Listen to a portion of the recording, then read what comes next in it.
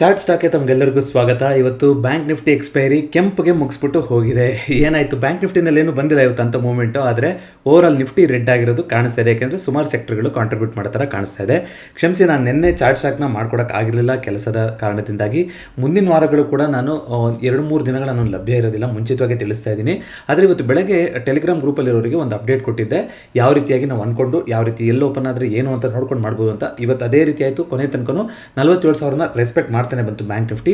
Surprise ಬಂದಿರುವಂಥದ್ದು ನಿಫ್ಟಿನಲ್ಲಿ, ಆದರೆ unfortunately ಅದು ಎಕ್ಸ್ಪೈರಿ ಹಿಂದಿನ ದಿನ ಬಂದಿದೆ. ಹಾಗಾಗಿ ನಾಳೆಗೆ ಯಾವ ರೀತಿ ಅಂತ ನೋಡ್ತೋಣ. ಅದಕ್ಕಿಂತ ಮುಂಚೆ ಇವತ್ತಿನ ಟಾಪ್ ಗೇನರ್ ಅಂದರೆ ಟಾಟಾ ಸ್ಟೀಲ್ ಅಂತ ಕಾಣಿಸ್ತಾ ಇದೆ. 2% ಅಪ್ ಮೂವ್ಮೆಂಟ್ ಬಂದಿರೋದ್ರ ಮೂಲಕ ಅದೇ ಇವತ್ತಿನ ಟಾಪ್ ಗೇನರ್ ಆಗಿದೆ. ಟಾಪ್ ಲೂಸರ್ ಇವತ್ತು BPCL ಅನ್ಸುತ್ತೆ, 3.71% ಬಂದಿದೆ. ಬಟ್ ಸುಮಾರು ಸೆಕ್ಟರಲ್ಲಿ ನಿಮ್ಗೆ IT ಸೆಕ್ಟರ್ ಕೂಡ ಮತ್ತೆ ರೆಡ್ಡಿಗೆ ಬಂದಿರೋದು ಕಾಣಿಸ್ತಾ ಇದೆ. ಸೊ ಕ್ವಿಕ್ಕಾಗಿ ಮಾತಾಡ್ತಾ ಹೋಗೋಣ ನಿಫ್ಟಿನಲ್ಲಿ ಯಾವ ರೀತಿಯಾಗಿ ಟ್ರೇಡ್ ಇತ್ತು ಅಂತ. ನಿಫ್ಟಿನಲ್ಲಿ ಇವತ್ತು ತುಂಬ ಒಳ್ಳೆ ಲೆವೆಲ್ಗೆ ಓಪನ್ ಆಗುತ್ತೆ. ಇನ್ಫ್ಯಾಕ್ಟ್ ನಾನು ಯಾವಾಗಲೂ ಹೇಳ್ತಿರ್ತೀನಿ ನೋಡಿ, ನಿಮಗೆ ಮೇಲ್ಗಡೆ ಜಾಗ ಗೊತ್ತಿಲ್ಲದಲ್ಲೇ ಜಾಗದಲ್ಲಿ ನಾವು ಇದೀವಿ ಅಂತಂದಾಗ ನಾವು 50 ಪಾಯಿಂಟನ್ನೇ ಟಾರ್ಗೆಟ್ ಮಾಡಬೇಕು. ನಮಗೆ ಎಲ್ಲಿ ಏನು ಸಿಗುತ್ತೆ ಅನ್ನೋದು ಗೊತ್ತಿಲ್ಲ. ಇದು ಅದೇ ರೀಸನ್ನು ಮತ್ತೆ ಹೇಳ್ತಾ ಇರೋಂಥದ್ದು. ಬುಲ್ ಮಾರ್ಕೆಟಲ್ಲಿ ನಮಗೆ ನಿಧಾನ ಮೇಲೆ ಹೋಗುತ್ತೆ, ಆದರೆ ರಿಜೆಕ್ಷನ್ ಅಂತ ಬಂದರೆ ಶಾರ್ಪ್ ಆಗಿ ಬರುತ್ತೆ ಹೈ ಲೆವೆಲ್ಸಲ್ಲಿ. ಸೊ ಈಗ ನಾವು ನೋಡೋದಾದರೆ ಬರೀ ಈ ಮಂತಲ್ಲೇ ನೀವು ಅಂದರೆ ಈ ವರ್ಷದಲ್ಲಿ 2024ರಲ್ಲಿ ನಾವು 2-3 ಸಲ ಅಟೆಂಪ್ಟ್ ಮಾಡಿದ್ವಿ 22,000 ಮೇಲ್ಗಡೆ. 3 ಸಲನೂ ಆಗಿರಲಿಲ್ಲ ಅಂತ ನಿಮಗೆ ವೀಕ್ಲಿ ಕ್ಯಾಂಡಲ್ ತೋರಿಸಿದಾಗ ಲಾಸ್ಟ್ ಟೈಮು ಮಾತಾಡಿದ್ವಿ. ಈ ಸಲ ಅಟೆಂಪ್ಟ್ ಮಾಡೋಕ್ಕೆ ಬಂದಿದೆ, ಆದರೆ ಇವತ್ತು ವಾಪಸ್ಸು ಝೋನ್ ಒಳಗಡೆ ಬಂದು ಕ್ಲೋಸಿಂಗ್ ಆಗಿದೆ. ಸೊ ಡೈಲಿ ಕ್ಯಾಂಡಲಲ್ಲಿ 22,000ದಲ್ಲಿ ಕ್ಲೋಸಿಂಗ್ ಆಗ್ತಾ ಇದ್ದು ಕಾಣಿಸ್ತು 2 ಅಟೆಂಪ್ಟು, ಆದರೆ ಇವತ್ತು ವಾಪಸ್ ಆ ಝೋನ್ ಒಳಗಡೆ ಬಂದು ಎಂಡ್ ಆಗೋ ಥರ ಕಾಣಿಸ್ತಾ ಇದೆ. ಸೊ ಈಗ 22,000 ಡಿಸೈಡಿಂಗ್ ಆಗುತ್ತೆ. 22,000 ಸಪೋರ್ಟ್ ಕೂಡ ಆಗಿ ಆ್ಯಕ್ಟ್ ಆಗಬೇಕು ಮಾರ್ಕೆಟಿಗೆ. ಯಾಕೆಂದರೆ ನೋಡಿ, ಇಲ್ಲಿ 22,000ದಲ್ಲಿ ಸುಮಾರು ದಿನ ನಿಂತು ನಾವು ಮೇಲ್ಗಡೆ ಹೋಗಿದ್ವಿ. ಒಂದು lower high lower low pattern ಈ ರೀತಿ ನೀವು ಏನು ಬೇಕಾದ್ರೂ ಹಾಕೊಂಡ್ರು ಹೋಗ್ತಾ ಇತ್ತು. ಇವತ್ತು ಫಸ್ಟ್ ಟೈಮ್ ಇಲ್ಲಿಂದ ಬ್ರೇಕ್ ಆಯಿತು. ಇಲ್ಲಿಂದ ಬ್ರೇಕ್ ಆದರೆ ಇಷ್ಟು ಅಮೌಂಟ್ ಕ್ಯಾಪ್ಚರ್ ಮಾಡೋಕ್ಕಿಂತ ಇಲ್ಲ. ನಮ್ಮ ಫಸ್ಟ್ ಟಾರ್ಗೆಟ್ ಏನಾಗಿರುತ್ತೆ, ಹಳೆ ಬೇಸ್ ಆಗಿರುತ್ತೆ. ಹಳೆ ಬೇಸ್ ಅಂದರೆ ನಿಮಗೆ ಇಲ್ಲಿ 22,160 ಅದು ಬಿಟ್ಟರೆ 22,120, ಅದಕ್ಕಿಂತ ಕೆಳಗಡೆ ಬಂದರೆ 22,080 ಇದೇ ಟಾರ್ಗೆಟ್ಗಳಾಗಿರಬೇಕಿತ್ತು. ಬಟ್ ಇವತ್ತು ಫ್ಲೋ ಅಲ್ಲಿ ನಿಮಗೆ ಸೆಕೆಂಡ್ ಹಾಫಲ್ಲಿ ದೊಡ್ಡದಾಗಿ ಸೆಲ್ಲಿಂಗ್ ಆಗಿರೋದು ಕಾಣಿಸ್ತಾ ಇದೆ. ನಿಫ್ಟಿನಲ್ಲಿ ಬೇರೆ ಬೇರೆ ಸೆಕ್ಟರಲ್ಲಿ ಬಿದ್ದಿದ್ದು ಕಾರಣ ಆಗಿರ್ಬೋದು. ಲಾಸ್ಟ್ ಮೂಮೆಂಟಲ್ಲಿ ಒಲಟೈಲಿ ಮಾಡಿ ಇಲ್ಲಿ ಇದರೊಳಗಡೆ ಮುಗಿಸ್ಬಿಟ್ಟು ಹೋಗಿದ್ದಾರೆ. ಸೊ ನಾಳೆ ನನ್ನ ಪ್ರಕಾರ ಪಾಸಿಬಿಲಿಟಿ ಏನು ಅಂತಂದರೆ ನೋಡಿ, ಇದೇ ಝೋನಲ್ಲಿ ಓಪನ್ ಆಗಿ ಕೆಳಗಡೆ ಬರ್ತಿದೆ ಅಂದ್ರೂ ಈ 21,950ರಿಂದ 930 ಝೋನ್ ಇದೆಯಲ್ಲ, ಇದು ಟ್ರ್ಯಾಪ್ ಝೋನ್ ಆಗಿರುತ್ತೆ. ಇಲ್ಲಿ ಪಿ ತೊಗೊಂಡು ಟ್ರ್ಯಾಪ್ ಆಗೋಕ್ಕೆ ಹೋಗ್ಬೇಡಿ. ಇಲ್ಲಿ ಎಲ್ಲಿ ಬೇಕಾದ್ರೂ ಸಪೋರ್ಟ್ ತೊಗೊಂಡು ಮೇಲ್ಗಡೆ ಹೋಗ್ಬೋದು. ಯಾಕೆಂದರೆ ಮೊನ್ನೆ ಕೂಡ ಮಾತಾಡ್ಕೊಂಡಿದ್ವಿ, ಬುಲ್ ಮಾರ್ಕೆಟಲ್ಲಿ ಯಾವತ್ತೂ ಸಪೋರ್ಟ್ನ ಹುಡುಕ್ತಾರೆ. ಸೊ ಕಂಟಿನ್ಯೂಷನ್ ಬಂದರೆ ಮಾರ್ಕೆಟೇ ಹೇಳ್ತಾ ಹೋಗುತ್ತೆ ಯಾವ ರೀತಿ ಅಂತ. ಆ ರೀತಿ ಕಂಟಿನ್ಯೂಷನ್ ನಿಮಗೆ ಗೊತ್ತಿರ್ಬೋದು, ನಿಮಗೆ ಎಲ್ಲೂ ಕೂಡ ಸಿಕ್ಕಿಲ್ಲ. ಇಲ್ಲಿ 21,500ನ ಬ್ರೇಕ್ ಆಗುತ್ತೆ ಅಂತ ಅಂದ್ಕೊಂಡ್ವಿ. 22,000ದಿಂದನೇ ಬಂದಿದ್ದಂಥ ಫಾಲ್ ನೋಡಿ ಅದು, ಆದರೆ ಅದನ್ನ ಫಾಲ್ ಆಗಿ ಕೆಳಗಡೆ ಹೋಗಿಲ್ಲ. ಈಗ 22,000 ಅನ್ನೋದು ವೆರಿ ಇಂಪಾರ್ಟೆಂಟ್ ಆದಂಥ support.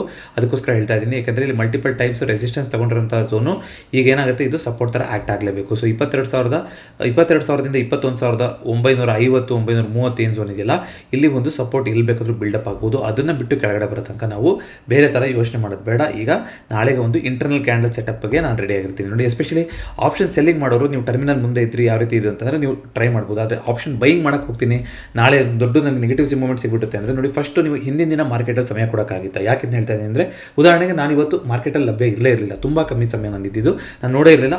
Bank Nifty option selling place ಮಾಡಿಬಿಟ್ಟು ಹೋಗಿದ್ದೆ ಅಷ್ಟೇ. ಸೊ ಆ ರೀತಿ ಇದ್ದಾಗ ನೀವು ನಾಳೆ ಏಕ್ದಮ್ ನಿಮಗೆ ಬಂದು ನೀವು ಟ್ರೇಡ್ ಮಾಡೋಕ್ಕೆ ಹೋಗ್ಬಾರ್ದು. ಇದು ಯಾವಾಗ ಬೇಕಾದ್ರೂ ಅನ್ಕೊಳ್ಳಿ, ನೀವು ಒಂದು 2-3 ದಿನ ನೀವು ರಜೆ ಹಾಕ್ಬಿಟ್ಟಿಲ್ಲ ಹೋಗಿರ್ತೀರಾ, ವಾಪಸ್ ಮಾಡೋದ್ರಿಂದ ಮಾರ್ಕೆಟಿಗೆ ಬರ್ತೀರಾ, ಅಥವಾ 3-4 ದಿನ ರಜೆ ಇರುತ್ತೆ ಮಾರ್ಕೆಟಲ್ಲಿ, ಆಮೇಲೆ ಮಾರ್ಕೆಟ್ ಓಪನ್ ಆಗುತ್ತೆ. ಇದಕ್ಕೆ ನಾನು ದೀರ್ಘಾವಧಿಯ ರಜೆ ನಂತರ ಮಾರ್ಕೆಟ್ ಏನು ಮಾಡಿದೆ ಅಂತ ಒಂದು ಡೆಡಿಕೇಟೆಡ್ ವೀಡಿಯೋ ಮಾಡ್ಕೊಟ್ಟಿದ್ದೀನಿ MM ಪ್ರೀಮಿಯರಲ್ಲಿ. ಅದನ್ನ ಬೇಕಾದ್ರೆ ಈ ವಿಡಿಯೋ ಎಂಡಿಗೆ ಕೊಟ್ಟಿರ್ತೀನಿ, ನೀವು ಚೆಕ್ಔಟ್ ಮಾಡ್ಬೋದು. ಯಾಕೆ ಅಂದರೆ ಮಾರ್ಕೆಟಿನ ಡೈನಮಿಕ್ಸ್ ಚೇಂಜ್ ಆಗಿರುತ್ತೆ, ನಮಗೆ ಗೊತ್ತಿಲ್ಲದ ವಿಷಯಗಳು ಜಾಸ್ತಿ ಇರುತ್ತೆ. ಮಾರ್ಕೆಟಲ್ಲೇ ರಜೆ ಇದೆ ಅಂದರೆ ಅದು ಗ್ಲೋಬಲ್ ನ್ಯೂಸ್ ಆಗಿರ್ಬೋದು, ಬೇರೆ ಎಕನಾಮಿಕ್ಸ್ ಆಗಿರ್ಬೋದು, ಬ್ಯಾಕ್ಗ್ರೌಂಡಲ್ಲಿ ಕ್ರೂಡ್ ಚೇಂಜ್ ಆಗ್ತಾ ಇರುತ್ತೆ, ನಿಮಗೆ ಕಮೋಡಿಟಿ ಟ್ರೇಡ್ ಆಗ್ತಾ ಇರುತ್ತೆ, ಗೋಲ್ಡು, ಈ ರೀತಿಯಾಗಿದ್ದಾಗ ಆ ಸೂಕ್ಷ್ಮತೆಗಳೆಲ್ಲ ಸೇರಿಕೊಂಡು ಒಂದು ಸಲ ಓಪನ್ ಆಗುತ್ತೆ. ಹಾಗೆ ನೋಡಿ, ಎವ್ರಿ ಮಿನಿಟು ಡಿಕೆ ಆಗ್ತಾನೆ ಇರುತ್ತೆ ಥೀಟಾ, ಅದೇ ರೀತಿಯಾಗಿ ಎವ್ರಿ ಮಿನಿಟು ನ್ಯೂಸ್ ಅನ್ನೋದಾಗಲಿ ಸ್ಟಾಕ್ ಮೂವ್ಮೆಂಟ್ ಆಗಲಿ ಆಗ್ತಾನೆ ಇರುತ್ತೆ. ಮಾರ್ಕೆಟ್ ಕ್ಲೋಸ್ ಆಗಿರ್ಬೋದು ಅಷ್ಟೇ. ಸೊ ಅದೆಲ್ಲ ಫ್ಯಾಕ್ಟರ್ ಆಗಿ ಒಂದು ಸಲ ಓಪನ್ ಆಗೋದ್ರಿಂದ ನಾವು ರಜೆ ತೊಗೊಂಡಿದ್ದೀವಿ ಮಾರ್ಕೆಟಿಂದ, ಅಥವಾ ಮಾರ್ಕೆಟೇ ನಮಗೆ ರಜೆ ಕೊಟ್ಟಿದೆ ಅಂತಂದರೆ ಅದಾದಮೇಲೆ ದಿನ ಬರ್ತಿರಲ್ಲ, ಆ ದಿನ ನೀವು ಸ್ವಲ್ಪ ತುಂಬ ಕಮ್ಮಿ ಪೊಸಿಷನ್ ಇಟ್ಕೊಂಡು ನೀವು ಟ್ರೇಡ್ ಮಾಡಬೇಕು, ಮಾರ್ಕೆಟ್ನ ಅಬ್ಸರ್ವ್ ಮಾಡ್ಕೊಳ್ಳಿಕ್ಕೆ ಟ್ರೈ ಮಾಡಬೇಕು. ಇದು one of the best practices ನೀವು ಫಾಲೋ ಮಾಡ್ಬೋದು ಅಂಥದ್ದು.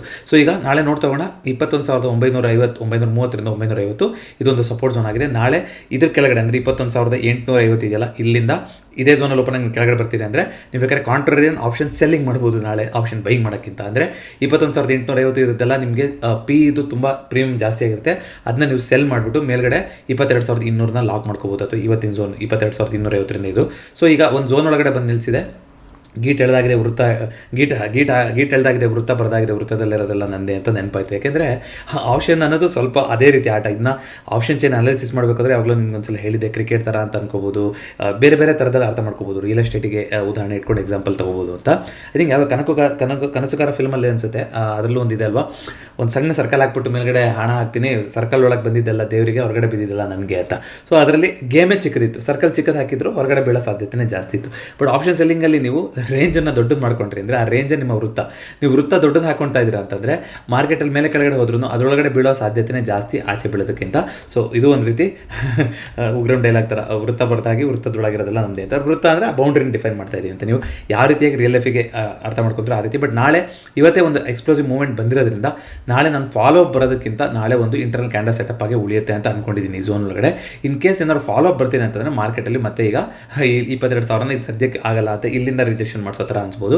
ಬಟ್ ನೋಡೋಣ ಆ ರೀತಿ ಎಲ್ಲ ಆಗುತ್ತಾ ಏನು ಕತೆ ಅನ್ನೋದನ್ನ ನಾಳೆ ಎಲ್ಲಿ ಓಪನ್ ಆಗುತ್ತೆ, ಎಲ್ಲಿ ಸಪೋರ್ಟ್ ತೊಗೊಂಡೈತೆ ಆಮೇಲೆ ನೋಡೋಣ. ಇದೇ ಝೋನಲ್ಲಿ ಓಪನ್ ಆಯಿತು ಅಂತಂದರೆ ಟಿಪಿಕಲ್ ಇಂಟರ್ನಲ್ ಕ್ಯಾಂಡಲ್ ಸೆಟಪ್ 9 ಕಾಲಿಗೆ ಎಂಟ್ರಿ ಆಗೋಕ್ಕಿಂತ ಸ್ವಲ್ಪ ವೆಯ್ಟ್ ಮಾಡಿ 9:45 ಅಷ್ಟೊತ್ತಿಗೆ ನೀವು ಆಪ್ಷನ್ ಸೆಲ್ಲಿಂಗ್ ಪೊಸಿಷನ್ ಎಂಟ್ರಿ ಮಾಡಿದ್ರೆ ಒಳ್ಳೆ ಸೂಟಬಲ್ ಆಗಿರುತ್ತೆ ಅಂತ ನನಗೆ ಅನ್ಸುತ್ತೆ. ಮೇಲ್ಗಡೆ ಹೋದರೆ ಟಿಪಿಕಲ್ ಅದು ಅವಾಗಲೂ ಕೂಡ ಒಂದು ಇಂಟರ್ನಲ್ ಕ್ಯಾಂಡಲ್ ಸೆಟಪ್ ಆಗಿ ನಾನು ಓದ್ತೀನಿ. ನಾಳೆ ಒಂದು ಸೈಡ್ ವೈಸ್ ಎಕ್ಸ್ಪೈರಿ ಆಗ್ಬೋದು ಅಂತ ಎಕ್ಸ್ಪೆಕ್ಟ್ ಮಾಡ್ತಾ ಇದ್ದೀನಿ ನಿಫ್ಟಿನಲ್ಲಿ, ವಿತ್ ಸ್ಲೈಟ್ಲಿ ನೆಗೆಟಿವ್ ವ್ಯೂ ಅಂದರೆ ಅದೇ ಅಷ್ಟೇ ನಮಗಿರೋದು 21,950, 931, 78 ಪಾಯಿಂಟ್ ಕೆಳಗಡೆ ಬರುವಂಥ ಸಾಧ್ಯತೆ ಇರುತ್ತೆ.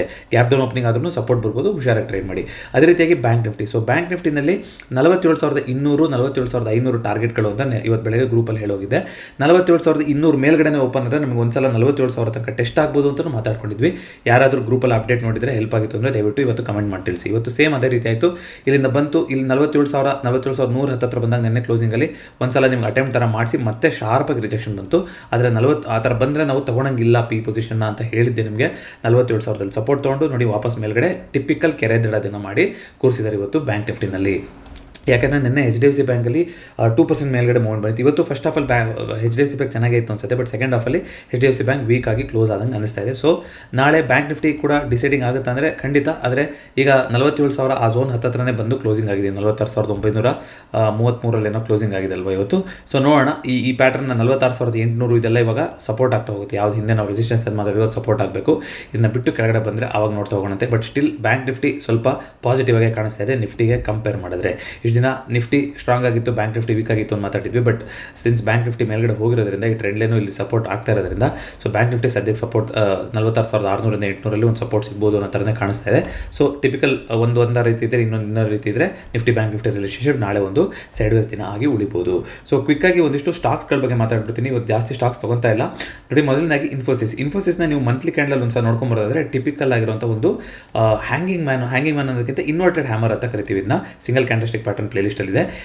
ಇನ್ವರ್ಟೆಡ್ ಹ್ಯಾಮರ್ ಪ್ಯಾಟರ್ನ್ ಮಾಡೋ ಥರ ಕಾಣಿಸ್ತಾ ಇದೆ. ಇಲ್ಲಿ ಬಂದು ಕ್ಲೋಸಿಂಗ್ ಆಯಿತು ಅಂತಂದರೆ ಈ ತಿಂಗಳು ಟಿಪಿಕಲ್ ಒಂದು ಇನ್ವರ್ಟೆಡ್ ಹ್ಯಾಮರ್ ಥರ ಆಗ್ತಾ ಹೋಗುತ್ತೆ. ಆ ರೀತಿ ಆದರೆ ನೋಡಿ ಮೇನ್ ರೆಸಿಸ್ಟೆನ್ಸ್ ಲೆವೆಲ್ ಹತ್ರ ಇನ್ವರ್ಟೆಡ್ ಹ್ಯಾಮರ್ ಬಂದಿದ್ದರೆ ಮತ್ತೆ ಒಂದು ನೆಗೆಟಿವ್ ಸೆಂಟಿಮೆಂಟ್ ಅಂತಲೇ ಎಕ್ಸ್ಪೆಕ್ಟ್ ಮಾಡ್ತಾ ಹೋಗ್ಬೋದು. ನೋಡ್ತಾ ಹೋಗೋಣ. ಬಟ್ ವೀಕ್ಲಿ ಕ್ಯಾಂಡಲ್ ನೀವು ನೋಡ್ತಾ ಬರೋದಾದರೆ ಕಳೆದ 1, 2, 3, 4 ಆಲ್ಮೋಸ್ಟ್ ಈ ತಿಂಗಳಲ್ವಾ ಈ ತಿಂಗಳು ಈ ಝೋನ್ ಬಿಟ್ಟು ಹೋಗಿಲ್ಲ. 1,700 ನಾವು 1,600 ಇಲ್ಲ, ಇನ್ನೂ ಕಮ್ಮಿ ರೇಂಜಲ್ಲಿ ಟ್ರೇಡ್ ಆಗ್ತಾ ಇದೆ. ಸೊ ಇಲ್ಲಿ ಯಾವಾಗ ಬ್ರೇಕ್ಔಟ್ ಕೊಡುತ್ತೋ ಆಗ ನೀವು ಬೇಕಾದರೆ ಮಂತ್ಲಿ ಪೊಸಿಷನ್ ಅದ್ರ ನೆಕ್ಸ್ಟ್ ತಿಂಗಳು ಮಂತ್ಲಿ ಪೊಸಿಷನ್ ಕೂಡ ನೀವು ಆ್ಯಡ್ ಮಾಡ್ಕೊಳ್ಳೋದ್ರ ಬಗ್ಗೆ ಯೋಚನೆ ಮಾಡ್ತಾ ಹೋಗ್ಬೋದು. ಸೊ ಯಾವಾಗ ಒಂದು 4-5 ವಾರದಿಂದ ಪೆಸ್ಟೆಂಡ್ ಮಾಡ್ತಾ ಇದೆ, ಒಂದು ಒಳ್ಳೆ ಮೂವ್ಮೆಂಟ್ ಬರೋಕ್ಕಿದೆ. ಕೆಳಗಡೆ ಬರುತ್ತಾ ಮೇಲ್ಗಡೆ ಹೋಗ್ತಾ ನೋಡೋಣ. ಕೆಳಗಡೆ ಬರುತ್ತೆ ಅಂತಂದರೆ ನಿಫ್ಟಿನೂ ವಾಪಸ್ ಕೆಳಗಡೆ ತರೋಕ್ಕೆ ಇನ್ಫೋಸಿಸ್ ಕೂಡ ಕಾಂಟ್ರಿಬ್ಯೂಟ್ ಮಾಡ್ಬೋದು. ಮೇಲ್ಗಡೆ ಹೋದರೆ ನಿಫ್ಟಿ ಮತ್ತೆ ರಿಕವರಿಯಾಗಿ ಮೇಲೆ ಹೋಗ್ಬೋದು. ಸೊ ಇವೆಲ್ಲ ಡಿಸೈಡಿಂಗ್ ಸ್ಟಾಕ್ಸ್ ಆಗ್ತವೆ ನೋಡಿ. ಟಾಪ್ ಕಾಂಟ್ರಿಬ್ಯೂಷನ್ ಇರುತ್ತೆ, 8ರಿಂದ 10% ಕಾಂಟ್ರಿಬ್ಯೂಷನ್ ಇನ್ಫೋಸಿಸಿಂದನೇ ಬರ್ತಾರೆ ಇರುತ್ತೆ. ಹಾಗಾಗಿ ಇಂಥ ಸ್ಟಾಕ್ಗಳನ್ನು ನೀವು ಟ್ರ್ಯಾಕ್ ಮಾಡುವಂಥದ್ದು ವೆರಿ ಇಂಪಾರ್ಟೆಂಟ್. ಫ್ರೆಶ್ ಇನ್ವೆಸ್ಟ್ಮೆಂಟ್ 1,540 ಕೆಳಗಡೆ ಲಾಂಗ್ ಟರ್ಮ್ ಒಂದೊಂದು 3 ವರ್ಷ ಟೈಮ್ ಇದೆ ಅಂತಂದರೆ ಅದ್ರ ಕೆಳಗಡೆ ಯಾವಾಗ ಸಿಗುತ್ತೋ ಆವಾಗ ತಗೊತಾ ಇರಿ ಅಂತಲೇ ಹೇಳ್ತೀನಿ. ಬಟ್ IT-ನಲ್ಲಿ ಇನ್ನೂ ಶೇಡಿ ಆಗಿದೆ, ಅದು ಅದೇ ರೀತಿಯೇ ಮುಂದುವರಿತಾ ಇದೆ. ನೋಡ್ತಾ ಹೋಗೋಣ ಯಾವ ರೀತಿ ಶೇಪ್ ಆಗುತ್ತೆ ಅಂತ. ಅದೇ ರೀತಿಯಾಗಿ ಬಜಾಜ್ ಫೈನಾನ್ಸಲ್ಲಿ ನಮಗೆ ಒಂದು ಒಳ್ಳೆ ರೀತಿಯಾದಂತಹ H&S ಪ್ಯಾಟರ್ನ್ ಕಾಣಿಸ್ತಾ ಇದೆ ಅಂತ ಮಾತಾಡಿದ್ವಿ. ಆದರೆ ಅಷ್ಟೊತ್ತಿಗೆ ನಮಗೆ ಈ ವೀಕು ಒಂದು ಒಳ್ಳೆ ಮೂವ್ಮೆಂಟ್ ಆಗ್ಬಿಡ್ತು. ಮೂವ್ಮೆಂಟ್ ಆದರೂ ನೋಡಿ ಅಲ್ಲಿ ವಾಪಸ್ ಅಲ್ಲಿ ಹೋಗಿ ಅಲ್ಲೇ ಟ್ರೇಡ್ ಆಗ್ತಾ ಇದೆ. ಸೊ ಇಲ್ಲಿಂದ ರಿಜೆಕ್ಷನ್ ಬಂತು ಅಂದರೆ ಒಂದು ದೊಡ್ಡ ಮೂವ್ಮೆಂಟು ನೆಗೆಟಿವ್ ಸೈಡಲ್ಲಿ ಬಜಾಜ್ ಫೈನಾನ್ಸಲ್ಲಿ ಬರುವಂಥ ಸಾಧ್ಯತೆ ಇದೆ. ಸೊ ಇದು ಕೂಡ ಒಂದು ಟಾಪ್ ಕಾಂಟ್ರಿಬ್ಯೂಟರ್ ಸಾಲಿಗೆ ಸೇರುವಂಥ ಕಂಪನಿ. ಹಾಗಾಗಿ ಈ ಎಲ್ಲ ಕಾರಣದಿಂದಾಗಿ ನಾನು 22,000 ಮತ್ತೆ ನಿಫ್ಟಿ ಮುರ್ಕೊಂಡು ಮೇಲ್ಗಡೆ ಹೋಗುವಂಥ ಸಾಧ್ಯತೆ ಕಮ್ಮಿ ಇದೆ ಅಂತ ಹೇಳ್ತೀನಿ. ಹೇಳ್ಕೊತೀನಿ. ಯಾಕೆಂದರೆ ಇದೇನಾದರೂ ಈ ಥರ ಇನ್ಫೋಸಿಸ್ ಸ್ಟಾಕ್ ಆಗಿರ್ಬೋದು, ಈ ಸ್ಟಾಕ್ ಆಗಿರ್ಬೋದು, ಇದೆಲ್ಲ ನಿಮಗೆ ಬ್ರೇಕ್ ಡೌನ್ ಫೇಲ್ಯೂರ್ ಆಗಿ ನಮಗೆ ಕಂಟಿನ್ಯೂಷನ್ ಬರ್ತಾ ಹೋಯಿತು ಅಂತಂದರೆ ನಮಗೆ ದೊಡ್ಡ ಫಾಲು ಕಂಟಿನ್ಯೂಷನ್ ಆಗ್ಬೋದು. ಬಟ್ ಫಸ್ಟ್ ಸಪೋರ್ಟ್ ಅಂತ ನೀವು ನೋಡೋದಾದರೆ 6600 ಈ ಝೋನಲ್ಲಿ ಹತ್ತಿರ ಇದೆ. ಇಲ್ಲಿ ಒಂದು ದೊಡ್ಡದಾಗಿ ಬಸ್ ಸ್ಟ್ಯಾಂಡ್ ಮಾಡಿದಂಥ ಝೋನು. ಈ ಝೋನ್ ಏನಾದ್ರು ಬಿಟ್ಟು ಬ್ರೀಚ್ ಆಗ್ತಾ ಹೋಯಿತು ಅಂತಂದರೆ ನಮಗೊಂದು 200-300 ಪಾಯಿಂಟ್ಗಳ ಫಾಲು ನಮಗೆ ಬಜಾಜ್ ಫೈನಾನ್ಸಲ್ಲಿ ಕಾಣಿಸ್ಬೋದು. 6000 ಲೆವೆಲಿಗೆ ಬಂದರೆ ಫ್ರೆಶ್ ಅಕ್ಯುಮುಲೇಷನ್ ಮಾಡ್ಕೊಳ್ಳೋದಕ್ಕೆ ಒಳ್ಳೆ ಲೆವೆಲ್ ಅಂತ ನಿಮ್ಗೆ ಹೇಳಿದ್ದೀನಿ. ಹೇಗೆ ನಾನೊಬ್ಬ ಸೆಬಿ ರಿಜಿಸ್ಟರ್ಡ್ ಇನ್ವೆಸ್ಟ್ಮೆಂಟ್ ಅಡ್ವೈಸರ್ ಆಗಿರೋದಿಲ್ಲ. ಯಾವುದೇ ಟ್ರೇಡ್ ಅಥವಾ ಇನ್ವೆಸ್ಟ್ ಮಾಡೋಕ್ಕಿಂತ ಮುಂಚೆ ನಿಮ್ಮ ಅನಾಲಿಸಿಸ್ನ ನೀವು ಮಾಡಬೇಕು. 5900ರಿಂದ 6000 ಲೆವೆಲ್ಗೆ ಬಜಾಜ್ ಫೈನಾನ್ಸ್ ಸಿಕ್ತು ಅಂತಂದರೆ ಫ್ರೆಶ್ ಇನ್ವೆಸ್ಟ್ಮೆಂಟ್ ಯಾರು ಮಾಡಬೇಕು ಅಂತ ಕಾಯ್ತಾ ಇದ್ದೀರಾ ಅಂತಂದರೆ ಗೋಲ್ಡನ್ ಲೆವೆಲ್ ಆಗಿರುತ್ತೆ ಬಜಾಜ್ ಫೈನಾನ್ಸಲ್ಲಿ. ಅದೇ ರೀತಿಯಾಗಿ ಟ್ರೆಂಟು ನೆನ್ನೆ ಹೇಳೋಗಿದೆ, ಇವತ್ತು ಹೇಳೋಗಿದೆ, ಒಂದು ನೆಗೆಟಿವ್ ಟ್ರೇಡ್ ಮಾಡಲಿಕ್ಕೆ ಸಾಧ್ಯತೆ ಇದೆ. ಯಾಕೆಂದರೆ ರೌಂಡ್ ಲೆವೆಲ್ ನೋಡಿ, ಈ ಥರ ಟ್ರೇಡ್ಗಳನ್ನು ನಾನು ಜಾಸ್ತಿ ಪ್ರಿಫರ್ ಮಾಡ್ತೀನಿ. ಒಂದೇ ಟ್ರೆಂಡ್ ಲೈನ್ ಹಾಕೊಂಡು ಮೇಲ್ಗಡೆ ಹೋಗಿತ್ತು, ಇಲ್ಲಿಂದ ಇದು ನೋಡಿ ಬಂದು ಟೆಸ್ಟ್ ಆಗಿ ಮೇಲ್ಗಡೆ ಹೋಗ್ತಿತ್ತು, ಆದರೆ ಇಲ್ಲಿ ಬಂದು ಕನ್ಸಲ್ಟೇಷನ್ ಆಗ್ತಾಯಿದೆ. ಸೊ ಕನ್ಸಲ್ಟೇಷನ್ ಆಗ್ತಿದೆ ಅಂತಂದರೆ ಇಲ್ಲಿ ಒಂದು ಬಸ್ ಸ್ಟ್ಯಾಂಡ್ ಕ್ರಿಯೇಟ್ ಆಗಿದೆ ಅಂದರೆ ಅಷ್ಟೇ ದೊಡ್ಡ ಮೂವ್ಮೆಂಟ್ ಬರುತ್ತೆ. ಹೆನ್ಸ್ ಪ್ರೂವ್ಡ್ ಅಂತ ಇವತ್ತು ಆಗೋಗಿದೆ. ಈ ಟ್ರೆಂಡ್ ಲೈನ್ ತಕ್ಕಂಥ ರೆಫರೆನ್ಸ್ ಇಟ್ಕೊಂಡು ನೀವು ಟ್ರೇಡ್ ಮಾಡಿದ್ರು ಒಳ್ಳೆ ಟ್ರೇಡ್ ಇತ್ತು. ಅದಕ್ಕಿಂತ ಕೆಳಗಡೆ ಬಂದು ಮೋರ್ ದೆನ್ 100 ಪಾಯಿಂಟ್ಸ್ ನಿಮಗೆ ಸ್ಟಾಕಲ್ಲಿ ಸಿಗುತ್ತೆ ಅಂತಂದರೆ ಅಫ್ಕೋರ್ಸ್ ಇದೆಲ್ಲ ಸ್ವಲ್ಪ ರಿಸ್ಕಿ ಟ್ರೇಡ್ಗಳು. ಬಟ್ ನೀವು ದಿನ ಫಾಲೋ ಮಾಡ್ತಾ ಇದ್ದೀರಾ ಅಂತಂದರೆ ಹೇಗೆ ಅದಾನಿ ಗ್ರೀನು ಬೇರೆ ಸ್ಟಾಕಲ್ಲೂ ಕೇಳಿದ್ದಾರೆ ವಾಲಟಿಲಿಟಿ ಇರುವಂಥ ಸ್ಟಾಕ್ ಅಂತ. ಬಟ್ ವಾಲಟಿಲಿಟಿ ಇರಬೇಕು, ಬಟ್ ಒಂದು ಕಂಟಿನ್ಯೂಷನ್ ಇರಬೇಕು. ಇದು ನೋಡಿ ಎಷ್ಟು ನೀಟಾಗಿದೆ ಚಾರ್ಟ್ಸು. ಕಂಟಿನ್ಯೂಷನ್ ಸಿಗ್ತಾಯಿತ್ತು, ಎಲ್ಲಿ ಓಪನ್ ಆಗ್ತಾಯಿತ್ತು ಅಲ್ಲೇ ಕ್ಲೋಸಿಂಗ್ ಆಗ್ತಾಯಿತ್ತು, ಒಂದು ಟ್ರೆಂಡ್ ಲೈನ್ ರೆಸ್ಪೆಕ್ಟ್ ಮಾಡ್ಕೊಂಡು ಮೇಲ್ಗಡೆ ಹೋಗ್ತಾಯಿತ್ತು. ಈ ರೀತಿ ಎಲ್ಲ ಇದ್ದಾಗ ನೀವು ಅಡ್ಜಸ್ಟ್ ಮಾಡ್ಕೊಳ್ಳೋ ಥರ ಬೇಕಾದ್ರೆ ಈ ಥರನೂ ಹಾಕೋಬೋದು, 2-3 ಜಾಗ ಮೀಟ್ ಆಗೋ ಥರ ಅಂತ. So depends. ಸೊ ಆ ರೀತಿ ನೀವು ಒಂದೆರಡು ಸ್ಟಾಕನ್ನು ನೀವು ದಿನ ಟ್ರ್ಯಾಕ್ ಮಾಡಿ ಅದರಲ್ಲಿ ನೀವು ಟ್ರೇಡ್ ಮಾಡ್ತಾ ಹೋದರೆ ಅದು ಚೆನ್ನಾಗುತ್ತೆ. ಐ ಥಿಂಕ್ ನೆನ್ನೆ ಹರೀಶ್ ಸರ್ ಹೇಳಿದ್ರು, ದಿನದಲ್ಲಿ 100 ಸ್ಟಾಕ್ ಮೇಲೆ ಹೋಗ್ತಾ ಇರುತ್ತೆ, 100 ಸ್ಟಾಕ್ ಕೆಳಗಡೆ ಹೋಗ್ತಾ ಇರುತ್ತೆ.